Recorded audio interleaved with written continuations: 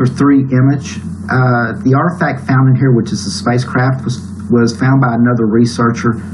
I don't know who it was, but it was found around 2007. And actually, this was one of my favorite photos.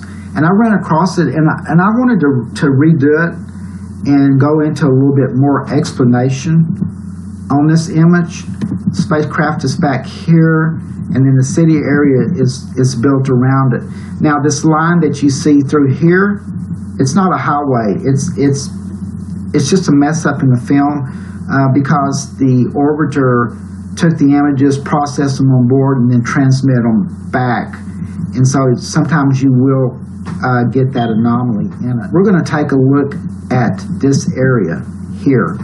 But before we go, I want you to notice one thing. The supposedly crater, notice how this part's broke away and fell down, and this one flipped up for whatever reason.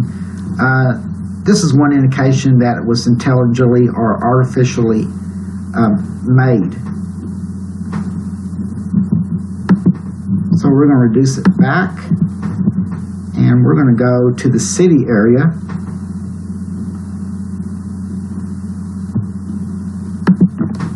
Okay, as you notice, it has like a grid to it, like a city that we have on Earth today, except in the city areas, the cities in most of these images deteriorated from the edges inward, and why that is, I have no idea.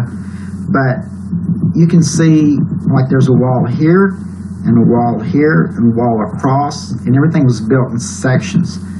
Now, I used the measurement of the walls on the crater to get an approximate on these walls in this city. And these walls in this city are still approximately 2,000 feet high. And you can see this wall here. You can see the grid patterns. If you look real close, you can see different objects. Mostly you notice 90-degree turns. You'll see geometric figures, which shows that it's artificially intelligently made. Now, this looks like a spiraling tower going up. It's not. It's just part of the way it was imaged and transmitted back. Now reduced it back, and we're going to go and take a look at the spacecraft.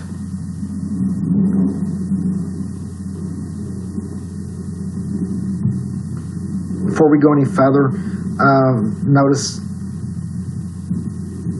that there's a glass canopy that has fallen across the craft here. And this hole right here, you can see through it. And then with some of the color images, you'll really be able to see that canopy a lot clearer. Now we're going to go to the, actually we're going to do a close-up, a little bit closer. And I'm going to show you some details in this image. Here's the glass canopy I was telling you about. Here's the hole. You can see through it now really clear. Notice there's a structure here. Notice there's a giant beam. So apparently this crater here had support beams all the way across it with a glass platform. And that's the reason you see the bottom underneath here, the spacecraft glowing on the tips. Now, this is in excess of 250 million years old, so quite a bit of dust has collected, but I bet this is super clear when it was new. Now, since this is aerodynamic, let me show this first to you. It doesn't go, spacecraft doesn't go here. It goes right here. This dark spot and this dark spot are shadows.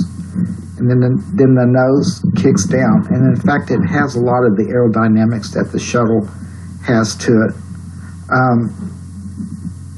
With the craft this big, it had to have some type of exotic propulsion system. And being aerodynamic, which means it did enter an atmosphere. There are two things that the spacecraft, since it is aerodynamic and we know that it was made to enter an atmosphere, is how did it land? And if it had a landing strip, it'd have to be at least 100 miles long. So I think with the exotic propulsion system that it probably did glide down to the area and slowed itself down and then did a vertical descent where it was going to land. That would be more practical. Now, there's one more thing I want to show you. As you notice, part of the body of the spacecraft, you see it dark and you can actually see through it. Well, this whole shell, this whole spacecraft is deteriorated. So the contents inside of it would be basically turned to dust. What you're seeing now is just a little bit of the framework barely being held together. Now the tail section probably went when this part of the facility collapsed over time, and it took this tail section with it. The pilots for it, according to the Sumerian tablets, were called the Agigis, and are the royal bloodline knew how to fly also. Okay, thanks for watching, and please don't forget to subscribe to help support my channel, and I'll see you on the next video.